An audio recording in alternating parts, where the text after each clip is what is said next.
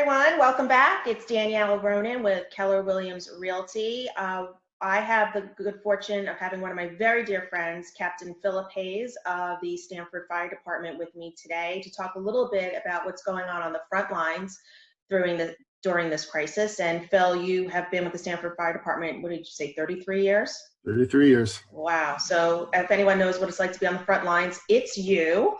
Fill us in a little bit about what's going on the first responders right now. Well, it's definitely a stressful time for all the first responders. Even before it hit, we sat there one day at work, and it was basically we didn't do much because we felt like we were just waiting for an invading army to attack, and we were just waiting for the first shot to be fired, and it was really surreal and scary. Now that we're into it, it's really, it's a little bit more grounded, and it's a little bit more in control for a lot of us. But the people who are working the hardest are definitely the healthcare professionals in the hospital and the EMTs and paramedics who are transporting the patients by the dozen. Are you seeing a lot of cases down there? Yeah, we're seeing a lot of cases. Mostly the fire department doesn't respond unless it's a critical call, cardiac arrest, severe chest pain or shortness of breath. We've restricted our calls quite a bit because of that, the COVID exposure. We don't want to wipe out the fire department all in one shot. So they restricted our responses. However, EMS is going out doing endless amounts of calls, picking people up. Sometimes they take them to the hospital, sometimes they don't. It all depends on the scenario. But EMS is running really crazy right now. Wow. And I know you guys had very little time to even prepare. I mean, this happened for all of us within a nanosecond. Tell me some of the things that you did, as the captain of the fire department, to prepare your guys and gals for this situation. Well, we went over all the CDC information to start with. We train regularly on EMS, so we're well versed in the personal protective equipment that we have to wear.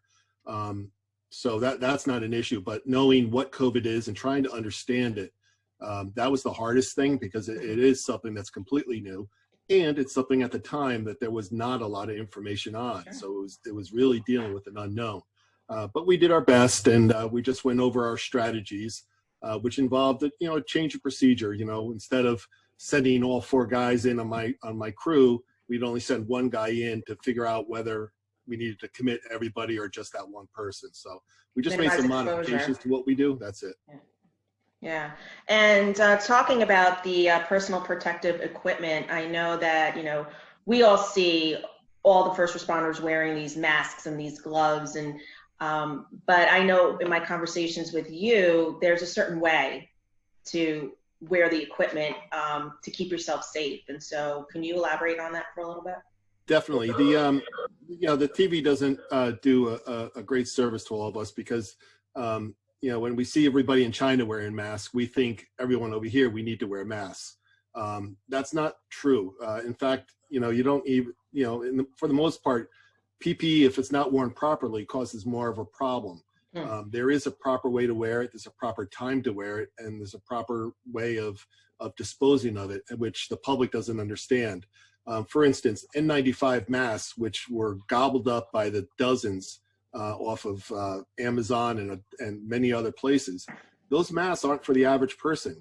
I have to pass a special respiratory test just to be able to allowed to be to wear that. So not for the everyday person. If you put it on the wrong person, for instance, somebody who's got a respiratory compromise such as asthma or bronchitis, it actually can be a detriment to them. So knowing what the equipment is that you're trying to use, just because you see a first responder using it, you should make sure you understand what that mask is.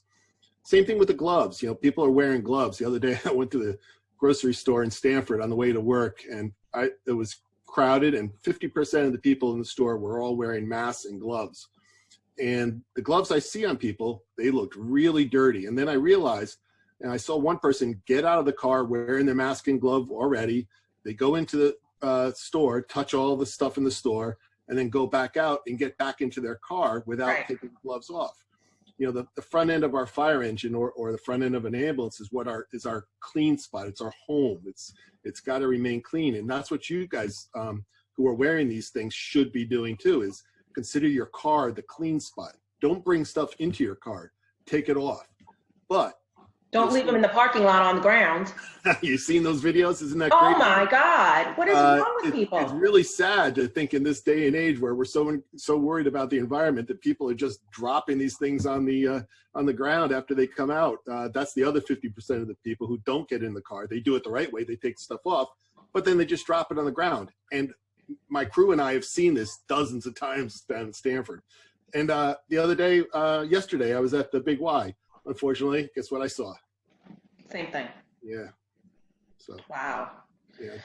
And so what is the proper, like if we're going to wear gloves, say that someone just feels more comfortable wearing gloves, what is the proper way to put them on? What is the proper way to take them off, dispose of them? Well, there's many different types of gloves out there, and we wear some heavy duty ones, but putting them on is not, I don't have a pair to demonstrate, but it's not that hard. But when you take them off, you're supposed to slip your finger underneath the cuff and pull it over so the glove winds up inside out. And contaminants are on the inside of the glove. And then you crumple it up, put it in this fist, and you do the same thing, pull it over, and that's how you take the gloves off. And then just bring them to a trash can. Normally when we go, we have a special trash can to put them in. We don't put them in the normal trash, but under the circumstances, hazmat trash. That's all you got. Yeah. And now, there's a couple of questions also about the privacy of these patients. Everybody wants to know who has it. They want to know if they've been in touch with someone who's had it. And so how do the HIPAA laws apply to what you guys are doing on the front lines? Well, the HIPAA laws don't apply to me in the Stamford Fire Department at all. They're designed for insurance carriers. If you're providing information to insurance carriers, the HIPAA laws control that stuff. But there is something called patient privacy, and those are the laws that we try to abide by. Now, the question is, should you know who has COVID or who doesn't? My answer to that is going to be no. It's the same thing we teach in EMS and the fire service. The reason being is because you should be treating everybody as if they have COVID. If you sit there and you know who has COVID and you say, well, for them, I'm going to wear my mask and gloves. That means for that other person that you don't know who actually has it, not going to do that. That's crazy. So treat everybody the same. That's exactly how we do it in the fire department. We don't sit there and say, well, this is a known COVID patient. Let's wear our gloves and masks. We just do that for everybody. And I assume that those who are infected with the virus, they're highly encouraged to be in touch with anybody that they've come in contact with, right? For the past 2 weeks, is that sort of the protocol that's going on? I'm sorry, say that again? So the patients, people who have tested positive, are they being encouraged to be in touch with those that they've been in contact with? No, I mean, once they have it, we have a couple of guys at work who have put themselves, have possibly been exposed to it, and they are being separated from everybody. They don't come to work anymore. And if you're being tested and you don't have those results yet, you're supposed to isolate, which means you're not supposed to come in contact with other people. In fact, if you were isolating at your home, you should really try to isolate from your family members too, until that test result comes in. Many times those test results come back negatively. So, but for those that were tested positive, and now they know that they're positive, I mean, it's stay at home and don't go out. You should not be going out in public at all. You should not be going to the grocery store. You should not be going to take your family members somewhere. There's the so-called walking wounded who have COVID but have very mild symptoms. Those people cannot go out. They cannot be spreading this terrible virus. So to somebody who might be more vulnerable than them. Yeah, the way I tell my kids, I go, do you really want to do you guys, I know you're dying to go to the dances and to have your small little get-togethers or whatever, but you run the risk of bringing it home to me, and I'm at the highest at-risk group for this. And that's that's what sometimes you have to tell them is the brunt truth. Right. Even the more elderly, You know, like I say, do you really want to bring it to grandma? Because she's not going to survive it. I may, but grandma's not. Right, right. You know? And then, you know, we're seeing, you know, right now we have all the time in the world to watch everything on TV, all the news, all the clips. Someone's got a post on this. Like, you don't even know where the sources are coming from. And, you know, people tend to get a little crazy, you know, Yes. when we start reading too much stuff, and then your imagination goes wild because you've got nothing else to do but stew on it. What can you say about what's really going on and what the news is reporting right now? Be very careful with what you see on TV or on the internet. You can actually think the world is coming to an end if you view enough things. It's not that. We're going to survive this. We're going to come out of this, and life is going to return to somewhat of a normal state with some changes. But you got to be careful on the news. The news is there to gain viewers and to sell ads. They don't necessarily check all their stories. And I'll just give you a short example. I'm a public information officer for the fire department. I very often will write a press release about an event. And in that, the way I write the press release is I will quote the chief and I'll send it in, and it'll look like a newspaper article. Very often, those news agencies will publish it exactly as is, you know, and say, you know, from staff writers or something like that.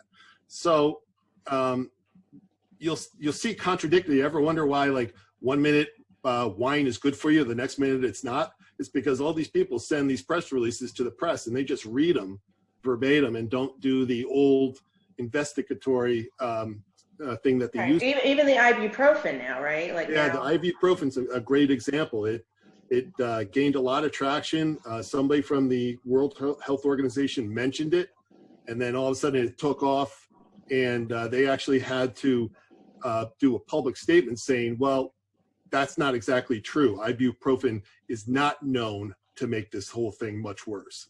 So there are some thoughts about it, and I don't know the right answer to it, and I'm not even going to profess to try to tell you what the right answer is. Right. But you know, again, be careful, because you know there's a lot of stuff. I saw on CBS News yesterday they had published a terrible story about how our ICUs in New York City are overloaded, and they showed this terrible picture, and oh my God, the world's coming to an end. It turns out it's a picture from Italy, not you know, New York. So yeah, they just got some B-roll from somewhere. And yeah, just you got to be careful, because you know, I'm not sure they're doing it on purpose, but you know, that is what happens. Oh, that's okay. So if you have advice to anybody who's watching, you know, just about preparing, taking proper precautions, minding what you're reading and listening to, what advice would you give them? Well, I would seriously write down some maybe lessons from this. You know, what did you get caught off guard with? What did you not have when it all started? And make a list, so next time you hear of something like this coming your way, you'll be a little bit more prepared. I am a prepper. I prep for storms. I prep for everything. I have a 30-day supply of food. I have a generator. I have toilet paper. I've got. I always have an extra thing of Costco toilet paper. That's just my rule. You know, I always have that. But yeah, you have to do some prepping. But don't assume because you see someone else doing something that you should be doing it. I think that's a great example. And you know, I walked in when I was at the grocery store early on. I saw people taking water by the caseloads out, and I was saying to myself, I couldn't figure out why that is. And I've come to the conclusion that I think they see someone do it and go, oh, we must need water. I don't know why, but we're going to grab water. And then just like toilet paper. Yeah, exactly. It becomes like this freight train that just starts. And all those people in New York City yesterday looking at the exactly. Navy boat. Looking at the comfort, right? Standing shoulder to shoulder. Yeah, it's amazing to me that people do that. So don't be a lemming. Don't follow the people off the cliff. Don't wear things that you see medical responders wearing just because you see them wearing it. You need to understand what that equipment can do. Otherwise, it could kind of hurt you. You know, another example is, you know, people went crazy over antibacterial wipes.